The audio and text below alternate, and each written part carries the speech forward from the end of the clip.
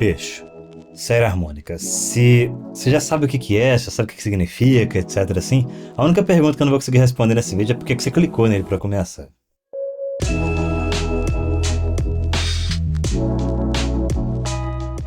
Reza a lenda que a série harmônica é um conceito que data do período do século 6 a.C., assim, quando Pitágoras, o mesmo dos triângulos e das equações e da matemática que ele estudou na escola, estava passeando com um amigo no vilarejo dele. E nesse vilarejo tinha um ferreiro trabalhando com seu martelo lá e tudo mais, e eis que o tio Pete, em vez de sair do lugar, porque o lugar estava dando zumbido no ouvido dele, as pancadas, etc. assim, ele ficou viajando no fato de que, apesar de cada martelada ser um impacto único, ele não ouvia só uma nota, só um som no ouvido dele.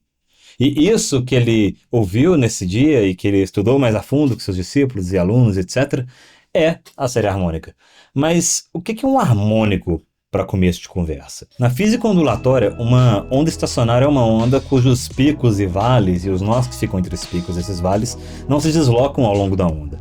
Então, por exemplo, se você pegar uma corda, prender ela numa das pontas e sacudir a outra ponta, eventualmente você vai sentir a onda sacudir sua mão de novo.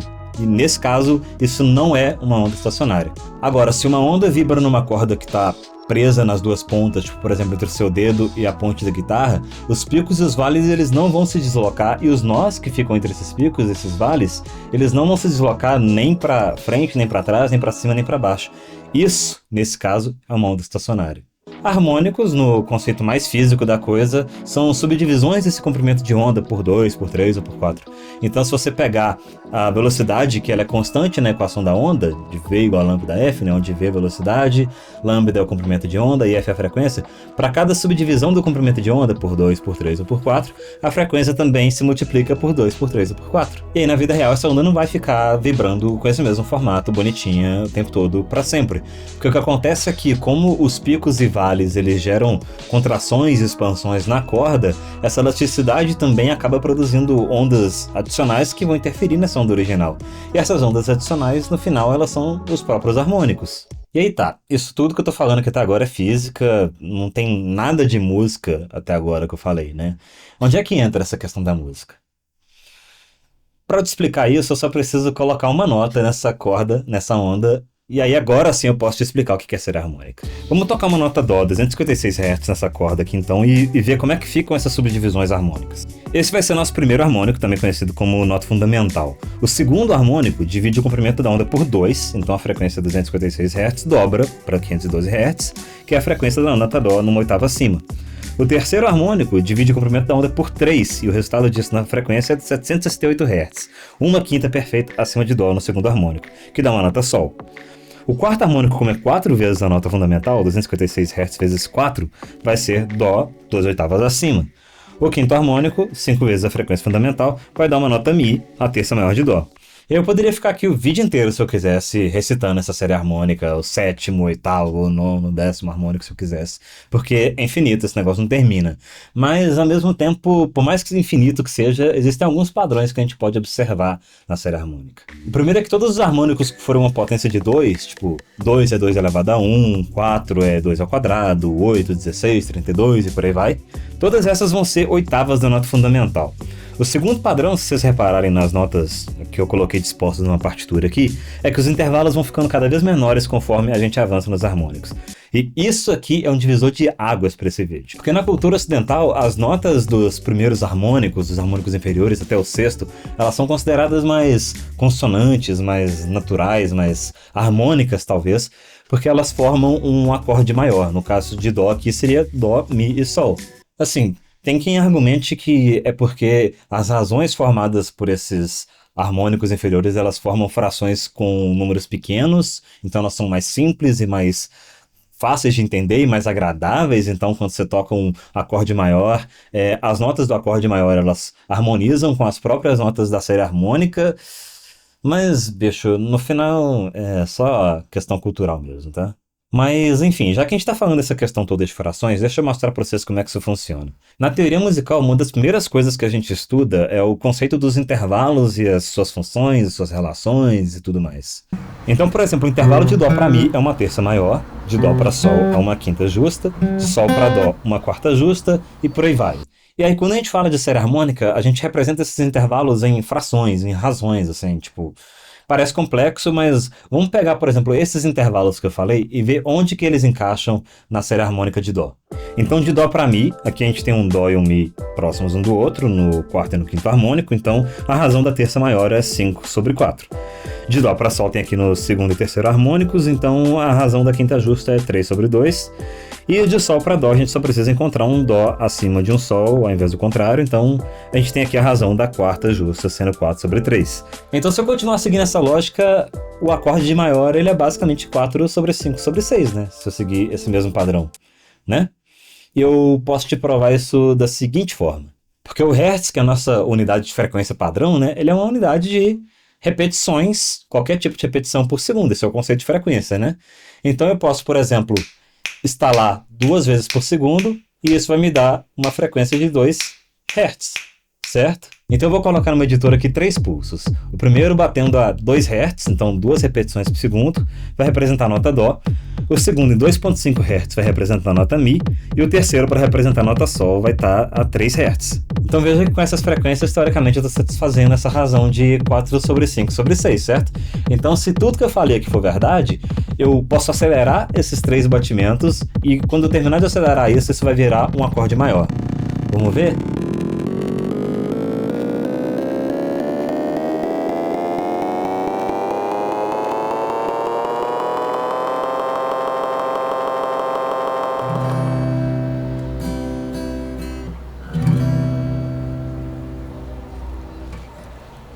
E bicho, se isso aqui tudo que eu falei explodir sua cabeça e você entende inglês, eu sugiro fortemente você conferir um dos vários vídeos que o Danili já fez sobre esse assunto depois de terminar de ver esse vídeo. Porque ele faz várias demonstrações com vários outros acordes, inclusive, diferentes do que eu fiz aqui. Mas isso tudo que eu falei aqui sobre consonância, razões, intervalos, frações pequenas, etc. assim, abre umas possibilidades interessantes também no que diz respeito à afinação, especificamente um conceito chamado entonação justa. Esse conceito já foi inventado e reinventado e redescoberto várias vezes ao longo da história, mas basicamente entonação justa, também conhecida como entonação pura, consiste em tomar uma nota como referência, por exemplo, Dó, e afinar todas as outras notas com base nas razões dos intervalos que a gente obtém na série harmônica. E o resultado disso tudo não é exatamente fácil de discernir se você não souber o que procurar para conseguir identificar a diferença entre esse sistema de afinação e o que a gente usa atualmente, né? Mas, idealmente, as notas elas ficam mais consonantes, as ondas ficam mais em fase, com menos ondas negativas, que é essas lacunas que acontecem por conta das ondas estarem saindo de fase uma das outras, assim. Só que esse resultado só fica legal se a música for feita em Dó, porque a afinação tomou como base a nota Dó para poder afinar utilizando os intervalos, etc. Então, se você pegar qualquer outra tônica, a música vai ficar muito mais dissonante do que se tivesse utilizado o nosso sistema atual de temperamento igual. E esse último detalhe é importante porque o nosso sistema de temperamento igual, as notas nele não se alinham perfeitamente com as notas na série harmônica. Porque o sistema de afinação de temperamento igual, em vez de ele se basear no cálculo dos intervalos de uma série harmônica de uma determinada nota e tal, ele se baseia na subdivisão de uma oitava em 12 tons igualmente espaçados. Então, todas as notas elas têm as mesmas distâncias entre si, em vez de ter que seguir frações que só funcionam sob um único ponto de referência. E aí, por causa disso, as notas no sistema de afinação de temperamento igual, elas vão sempre ficar a alguns centésimos de distância das mesmas notas comparado com o sistema de entonação justa, e sempre vai ter alguma defasagem entre as notas num acorde, enquanto na entonação justa você não vai ter isso. A vantagem disso é que, por mais que sempre exista uma defasagem, ela vai ser sempre pouca comparado com a entonação justa, e sempre vai ter a mesma intensidade, em vez de ter que depender de uma tônica, e se você tocar em outra tônica, ela vai ficar completamente desafinada. Mas além de tudo isso que eu tenho falado aqui, esse conceito todo de série harmônica também tem umas implicações que fogem desse âmbito puramente musical, assim.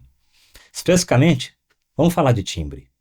Porque independente se o timbre é de uma voz, de uma flauta, de um violino, de um uivo do cachorro, sei lá, assim, todo timbre está intimamente relacionado à série harmônica. Isso aqui é um gráfico que mostra para cada frequência no eixo X qual foi o volume registrado pelo eixo Y. Então, pode-se dizer que isso aqui é uma representação gráfica de um timbre. Que os picos que estão acontecendo, eles estão sempre nos mesmos lugares, nas mesmas frequências, eles só mudam de volume de um timbre, de uma fonte sonora para outra. Agora, que frequências são essas e por que elas estão alinhando perfeitamente com a série harmônica que a gente fez agora há pouco? Então isso significa que o timbre de um som ele pode ser definido como o volume que esse som produziu para cada uma das frequências frequências de cada um dos harmônicos. Então, vão ter alguns que vão produzir mais volume no quarto, no sexto harmônico, vão ter outros que vão ter mais no segundo, no terceiro, no quinto. E é assim que uma pessoa consegue imitar outra, ou que um sintetizador consegue ficar parecido com um saxofone, por exemplo, variando o volume de cada um desses harmônicos de alguma forma, de diferentes formas, seja no caso da voz ou no caso do sintetizador, né? Enfim, para finalizar esse vídeo, eu preciso frisar novamente que todos esses conceitos que eu falei que surgiram da série harmônica, né, de consonância, de geração de acordes, o próprio acorde maior, de afinação, etc, assim, são conceitos fundamentalmente culturais do Ocidente. Eu digo isso porque existem diversas culturas, tipo do Oriente Médio, do Turquia, do Sul Asiático, na Índia, diversos povos da África, etc, assim, que usam sistemas completamente diferentes do nosso. Tem sistemas microtonais, por exemplo, que acrescentam outros tons dentro dos nossos 12 tons, então ficam com, sei lá, 18, 24 tons, algo do tipo assim, que até podem se basear na série harmônica, mas não do mesmo jeito que a gente faz. No mais, eu acho que eu falei tudo que eu tinha pra falar aqui, eu não sei se eu esqueci alguma coisa, seja no roteiro, ou seja, falando aqui agora. Se eu esquecer, alguém coloca nos comentários, alguém que manja mais do que eu aí, eu sei que tem gente que manja mais que eu aqui. E de resto eu vou encerrar porque esse vídeo já deu trabalho pra caramba. É isso. Falou pra vocês.